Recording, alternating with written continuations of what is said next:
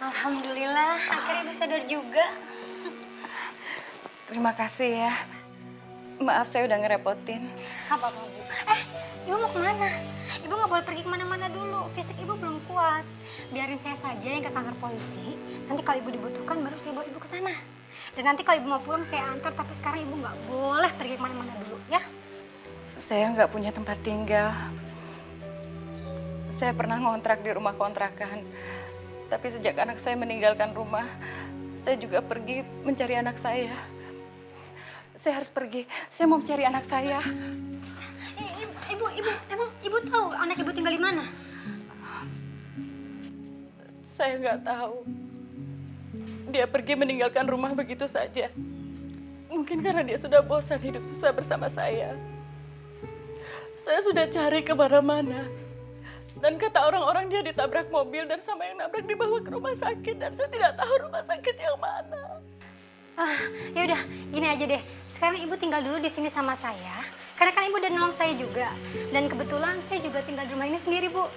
Dan besok saya akan bantu ibu untuk cari informasi tentang anak ibu di seluruh rumah sakit Jakarta, ya? Makasih. Terima kasih. Ibu jangan kayak gini, jangan kayak gini. Anggap saja saya anak ibu, ya? Terima kasih ya. Iya, Ibu.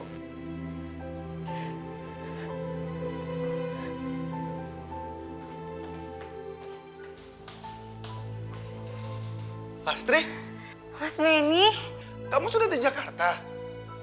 Kenapa nggak bilang aku sih? Hah? Sama Tika kayak bilang? nggak enak dong, Mas. Aku takutnya kehadiran aku itu mengganggu kalian. Ya bagaimanapun kan Tika sahabat aku. Mas Benny lebih memilih Tika, jadi aku harus menghargai itu semua, Mas. Ya, tapi sekarang ini Tika sedang sakit. Kalau kamu mau menjenguknya, Tika pasti akan senang. Memangnya Tika sakit apa, Mas? Tika kena kanker rahim. Ini aku ingin ketemu sama dokternya. Aku ingin minta jadwal kemoterapi selanjutnya. Karena sudah 1 bulan ini Tika di kemoterapi. Masya Allah. Yaudah, Mas, nanti aku mampir deh ke rumahnya untuk jenguk Tika.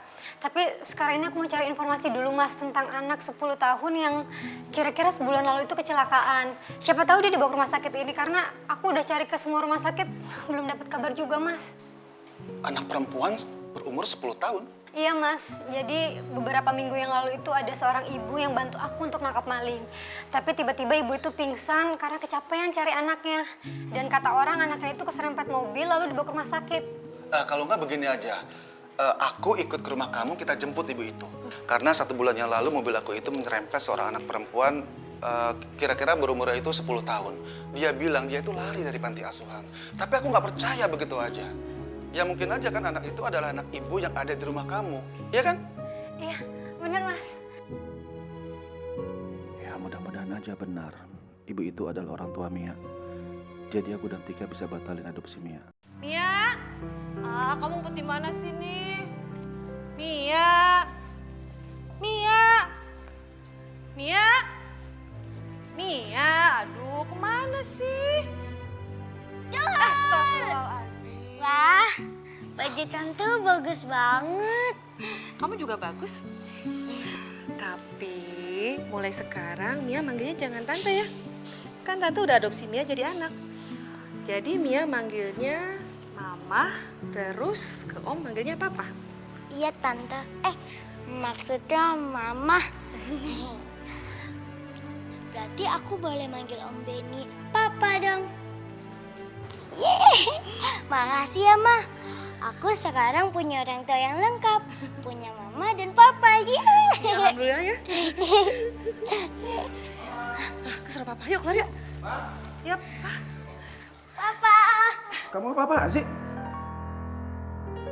Iya, Pak. Mia itu sekarang udah jadi anak kita. Tadi pengacara udah nganter surat resminya kok. Makanya Mama suruh Mia itu manggil Mama sama Papa. Mama jangan buru-buru ya. Sekarang lihat dulu siapa yang datang. Assalamualaikum, Tika. Waalaikumsalam. Ya Allah, Lastri. Apa kabar?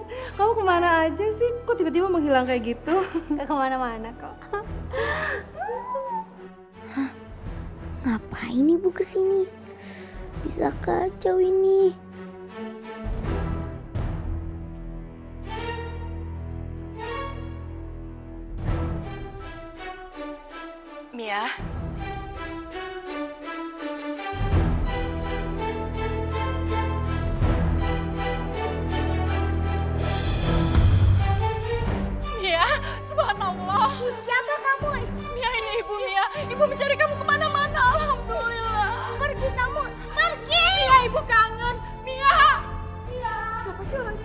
ngejar Mia kayak gitu? Mah, udah Mah, biarin Mah. Ternyata Mia itu bohong sama kita. Dia bukan anak yatim piatu yang lari dari panti asuhan. Tapi dia lari dari ibunya karena terus-terusan tidak ingin jadi pemulung. Dan Ibu Fatmi itu yang tadi adalah ibu kandungnya, Mah. Astagfirullahaladzim. Masa sih? Iya benar.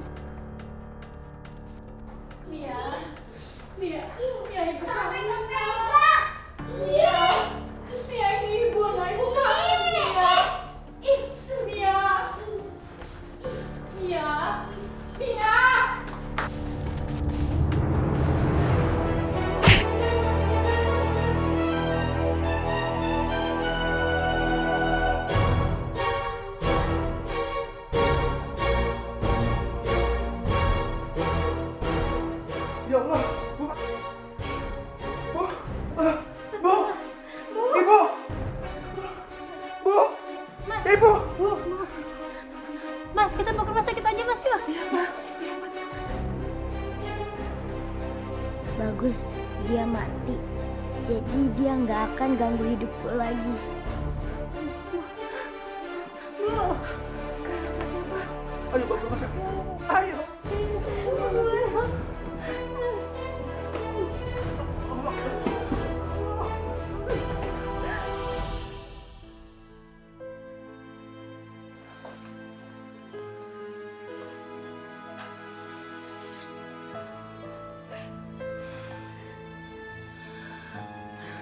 Sudahlah Lastri, Bu Fatmi itu meninggal bukan karena kamu, tapi karena memang kecelakaan.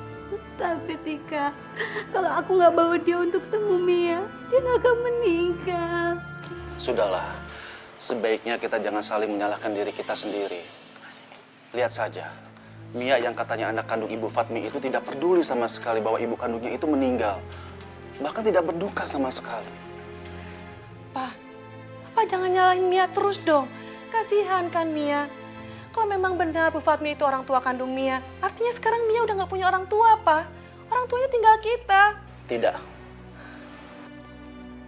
Batalkan saja adopsi Mia. Anak yang tidak mau mengakui orang tua kandungnya itu tidak pantas untuk diadopsi. Mama gak peduli. Papa suka atau gak suka, ini permintaan dari Mama, Pak. Anggap aja ini permintaan terakhir dari seorang yang sakit kanker rahim, Pak. Mama gak mau Papa batalin adopsi itu. Mama yakin, Pak, bisa membuat dia jauh lebih baik lagi, Pak.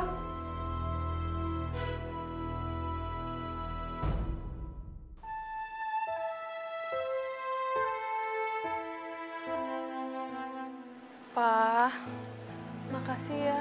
Papa udah ngurusin Mama tiap hari. Lagian kemoterapi ini bikin Mama capek, Pak. Malah bikin Mama gak bisa jalan. Mama gak usah bicara seperti itu. Papa itu bantuin Mama itu dengan ikhlas. Ini semua kan untuk kesembuhan Mama. Nanti kalau semua sel kanker Mama itu sudah hilang, kesehatan Mama akan pulih, ya? Kenapa sih? Papa tuh selalu aja lebih perhatian sama Mama yang udah jelas-jelas penyakitan. Aku kan jauh lebih cantik. Kenapa Papa nggak pernah peduli sih sama aku? Terus sekarang kita mau kemana lagi, Ma? Gak usah, Pak. Mama capek. Lagian kan Papa mesti ke kantor. Mama istirahat aja ya. Iya, sebaiknya memang begitu. Mama istirahat. Papa kerja dulu ya. Oh iya, Ma. Nanti Lastri mau datang loh. Dia mau bawa makanan untuk kita. Oh ya. Iya. Pa, kapan dong Papa mau nganterin aku ke kampus? Aku kan pingin sekali-sekali nunjukin sama teman-teman kalau Papa aku ganteng. Papa nggak bisa. Papa harus kerja. Kamu bawa mobil aja sendiri, kan bisa. Ah, Papa mah selalu aja gitu. Kenapa sih? Kayaknya nggak mau banget deh nunjukin sama orang-orang kalau Papa ini Papa aku. Tentang aku anak adopsi. Sayang, Papa kamu itu kan emang sibuk. Mana tiap hari mesti ngurusin Mama, ngurusin kerjaan. Mana sempat nganterin kamu. Tahu diri juga nih perempuan penyakitan. Emang gara-gara lo tahu gue jadi nggak punya kesempatan berduaan sama Papa. Gue kan pengennya disayang-sayang sama Papa. Kita ke dalam ya, Ma?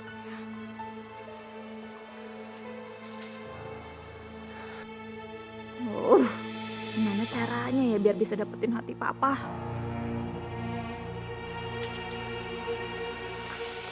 Papa. Biar mama, aku aja yang nemenin. Jadi kan papa bisa ke kantor. Yakin kamu? Iya, Tapi kamu harus hati-hati ya jaga mama. iya dong papa sayang. Ma, papa berangkat kerja dulu ya. Hati-hati ya, Pak. Mama yang sabar ya. Kok aku nggak dicium?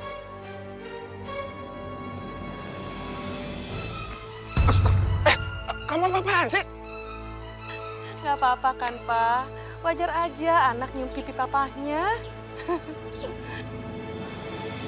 Sebentar lagi papa pasti bertekuk lutut sama aku. Tapi selama ada perempuan ini, papa nggak akan pernah peduli sama aku. Aku harus singkirin mama.